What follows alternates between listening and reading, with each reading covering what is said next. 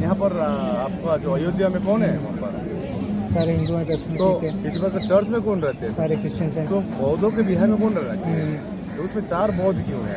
तो उसमें हिंदू साइड का क्या क्लेम है, मतलब 4 हिंदू क्यों?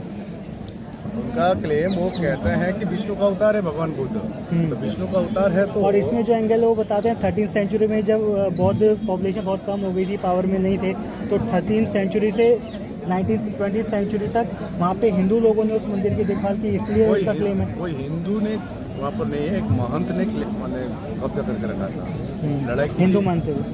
हाँ, ब्राह्मण मानते। ठीक है। तो जो भी हो, तो हमारी मांग है कि बौद्धों का सबसे पवित्र विरासत है, जिसमें पूरा कमेटी में बौद्ध हो। यदि आप विष्णु का अवतार मानते हैं तो हमको एक विष्णु मंदिर में भगवान बुद्ध का मूर्ति दिखा दीजिए। अच्छा। इतिहास पलट के देख लीजिए कि हमारी भारत में बौद्धों की जनसंख्या क्यों कम हुई। ये तो आप भी जानते हैं, हम भी जानते हैं। आज तो हमारी देखिए भीड़ देखिए, अभी 1 घंटे बाद देखिए कि यहाँ पर पैर रखने की जगह नहीं होगी। आज तो हमारे लोग जाग गए हैं। तो जो भी हो, हम किसी धर्म के खिलाफ में नहीं है, हम किसी जाति के खिलाफ में नहीं है। हम यही चाहते हैं कि हमारे बिहार में बौद्ध हो, और आप बोध गया में जाइए तो आप सब कुछ समझ में आ जाएगा वहाँ पर कैसा अवस्था है। मैंने तो एक कल इंटरव्यू में कह दिया, खाली 1 साल के लिए पूरा बौद्ध कमेटी में रख दीजिए। अच्छा। हम स्वर्ग बना के दिखा देंगे। आज एक्शन प्लान है जी। तो जो भी हो, भारत के संविधान के आधार पर, जो भारत के संविधान अनुच्छेद 25 से 28 तक जो दिया हुआ है, उस आधार पर हम मांग रखते हैं। संविधान के आधार पे तो बहुत सारी चीज़ें गलत हो रही हैं। तिरुपति जो मंदिर है साउथ में, उसमें भी नॉन हिंदूज़ हैं। वक्फ बोर्ड में भी नॉन मुस्लिम्स हैं। तो इस तरह से तो बहुत सारे मंदिर और मंदिर से जुड़े संस्थान हैं जहाँ पे उस धर्म के अलावा दूसरे धर्म के लोग भी उनका पार्टिसिपेशन रहता है। तो हमको भी रखिए ना, हमको भी रखिए ना, हमारे पिकू को रखिए अयोध्या में। हम क्या मना कर रहे हैं? हमारे लामा लोग को रखिए। तो बात यही है, देखिए अभी कानूनी हम लोग ने अभी जो 12 साल में कुछ सुनवाई नहीं हुई। मेरे नाम से ही मतलब इंटरव्यू किया गया था, फर्स्ट टाइम हियरिंग हुआ है। आज 165 दिन हो गया धरने का बोध गया में। अच्छा। अभी भी भरते डटे हुए हैं, लगातार चल रहा है। 100 दिन के बाद मैं बाहर निकला हूँ और सरकार से उम्मीद लगाया है कि सरकार इसको एक एमिकेबल या परमानेंट सॉल्यूशन करे। 20-10 साल बाद फिर आंदोलन होगी, ये अब हम नहीं चाहेंगे। धन्यवाद सर। बोल रहे हैं इसमें मतलब आपको हिंदू होने से दिक्कत है या मैनेजमेंट में गलती हो रही है, ये दिक्कत है, या फंड्स नहीं मिल पा रहे हैं, ये दिक्कत एग्जैक्ट क्या है? सबसे पहले तो आपके चैनल पे सारे ऑनलाइन जैसे कि आप जानते हैं कि भारत में सभी धर्म के लोग हैं। भारतीय संविधान धर्मनिरपेक्षता को मानता है, और बोध गया का जो इशू है कि हुई और ज्ञान की प्राप्ति के बाद सम्राट अशोक ने वहाँ पर बहुत बड़ा महाविहार बनाया, तो 3rd सेंचुरी में बनाया जाता है, बनाया कुर्सी मतलब। तो भारत में अभी भी हम वर्तमान में देखते हैं कि चाहे पुरानी मस्जिद हो, गुरुद्वारा हो, या मंदिर हो, या बुद्ध विहार, सभी जगह बौद्ध या जो भी धर्म के मानने वाले लोग रहते हैं वो अपनी अपनी पूजा अर्चना करते हैं। वैसे ही जब सम्राट अशोक ने महाविहार का निर्माण किया तो वहाँ पर भी बौद्ध लोग ही होना चाहिए, ताकि उसका ठीक से संरक्षण कर सके और शांति भी बनी रहे। लेकिन 1949 में एक बना करके, जिसे हम BT एक्ट 1949 एक्ट कहते हैं, तो उसमें 4 बौद्ध 4 अबौद्ध जिला गया का कलेक्टर भी वही होगा। तो इससे हमें असंवैधानिक लगता है। और एक दूसरी महत्वपूर्ण बात है कि 1950 के पहले बना हुआ कानून है, तो इसे रद्द करना चाहिए। और असंवैधानिक होने की वजह से ये वहाँ पर सारे के सारे मेंबर्स हैं वो बुद्धिस्ट होने चाहिए। संविधान ही लागू नहीं था तो उससे पहले का जो बिल है वो संविधान कैसे जब भी, इसलिए हमारी मांग है। और आप देख रहे हैं कि 12 फरवरी से हमारे बौद्ध भिक्षुगण, उपासिकाएं, माननीय आकाश लामा जी के नेतृत्व में इंडिया बुद्धिस्ट फोरम के माध्यम से और सभी तमाम बौद्ध संगठन के माध्यम से ये बार-बार अपील की जा रही है। और इसलिए आज हम धरना देने के लिए जंतर मंतर पे पहुँचे हैं। हम आपके चैनल के माध्यम से सरकार से मांग करते हैं BT एक्ट जो असंवैधानिक है वो खारिज होना चाहिए और महाबोधि महाविहार बौद्धों के कब्जे में आना चाहिए।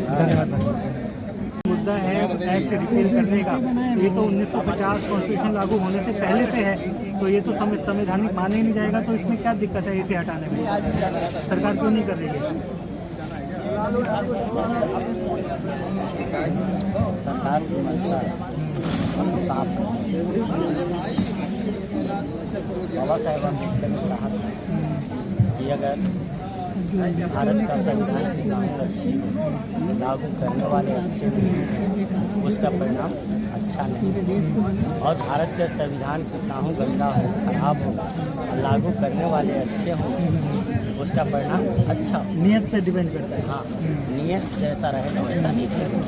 तो आज देश की आज़ादी हुए 77 साल होने के बावजूद भी हमारे संविधान अच्छे लोगों को हाथ में नहीं गया। समता, स्वतंत्रता, एकता, बंधुता एवं बराबरी की दर्जा देने वाले के हाथ में नहीं गया। इसी का रीज़न है कि अभी तक ले एक छोटा सा जो गैर कानूनी है, कानूनी भी नहीं है, असंवैधानिक है, संवैधानिक भी नहीं है, वह आज तक बरकरार है। और यह गूंगे बहरे लंगड़े अंधे जो सरकार है, जो हाथ पर हाथ रख करके बैठे।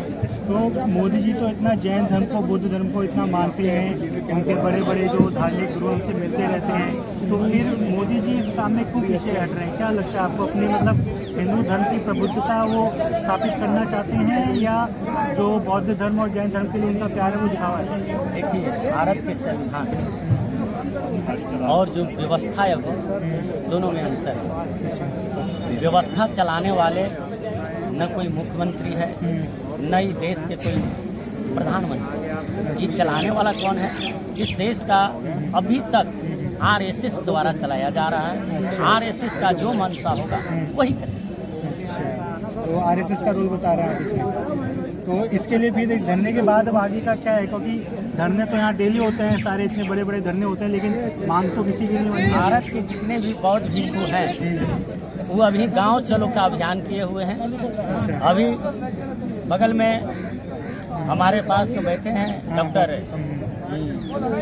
चंद्रकीर्ति जी, इन्होंने भी उत्तर प्रदेश और दिल्ली में गांव-गांव, शहर-शहर, तहसील जाने का काम कर रहे हैं। और आपके सामने जो भिक्षु सुनीतपाल हैं, इनने भी बिहार झारखंड के हर तहसील, प्रखंड, डिस्ट्रिक्ट में जा के लोगों को इस बात को बताने के काम कर रहे हैं कि बस तुरंत अभी बिहार में आपका एक वोट देने का अधिकार है। यह निकम्मे, यानी जो सरकार निकम्मी है वह सरकार बदलनी है। जो यह समता, स्वतंत्रता, एकता, बंधुता, बराबरी का दर्जा से हटक करके चल रहा है, वैसे सरकार निकम्मे को हटाना है और समता, स्वतंत्रता, एकता, बंधुता और बराबरी और यह धर्मनिरपेक्ष पर जो आस्था रखता है वैसे सरकार को बैठाना। यही अभी पूरे बिहार में चल रहा है और इससे बिहार सरकार का अभी हालात डगमग है। लेकिन बिहार का जो मुख्यमंत्री है नीतीश कुमार ने वहाँ इसलिए अगर नीतीश के हाथ में होता तो मुक्त हो जाता। तो अगर चुनाव से पहले सरकार ने वादा कर दिया कि आपकी मांग मान ली जाएंगी, तब भी आप सरकार के खिलाफ रहेंगे या तब सपोर्ट करेंगे? मान ली जाएगी नहीं, लिखित में होनी चाहिए। अच्छा, हम लोग मौखिक पर या भरोसा नहीं करेंगे। इसलिए कि ऑल इंडिया बुद्धिस्ट फोरम के साथ में यानी हम जनवरी से अभी तक धोखा ही धोखा सरकार के बलफबाजी से मिल रहा है। जो उसने कहा उसका विपरीत किया है, तो आज मौखिक हम नहीं मानने के लिए गया।